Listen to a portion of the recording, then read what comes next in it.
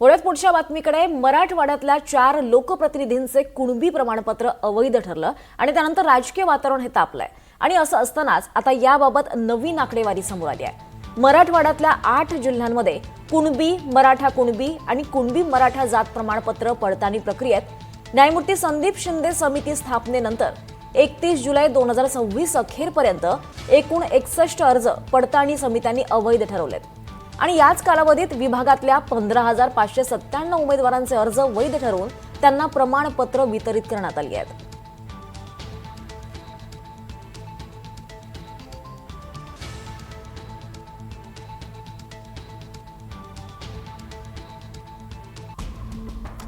तर जालनामध्ये 23 अर्ज अवैध ठरलेत। नांदेडमध्ये 21 कुणबी प्रमाणपत्र अर्ज अवैध आहेत। लातूरमध्ये 7 अर्ज अवैध ठरलेत।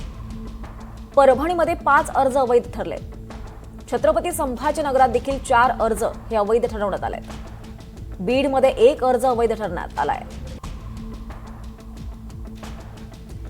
दरम्यान मनोज जरांगेंनी यावर प्रतिक्रिया दिली आहे, पाहूयात। एवढी जी मरमर चालली सरकारची खटाटोप करायची, इतके प्रमाणपत्र दिले, तितके व्हॅलिडिटी दिल्या, मीडिया ट्रायल घेऊन तुम्ही गैरसमज मराठ्यात का केला? बावनकुळेने पत्र का दिलं? शिरसाटनी व्हॅलिडिटी रद्द का करायला लावल्या आणि त्याची मीडिया ट्रायल का घेतली? तुम्हाला हैदराबाद आणि सातारा संस्थान आणि सोलापूरचं गॅजेटियर द्यायचं नव्हतं। तुम्हाला मी 1 वर्ष झालंय मुंबईत आल्यापासून 58 लाख नोंदीचा डाटा मागतोय, तुम्ही देत नाही तर मी माझ्या मराठ्याला देतो तुमची नोंद निघाली म्हणून, तुम्ही का दिल्या नाही?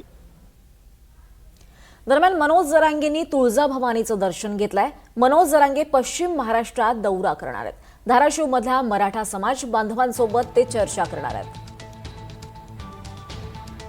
जरांगेंचा हा दौरा होतोय, पश्चिम महाराष्ट्राचा दौरा होतोय।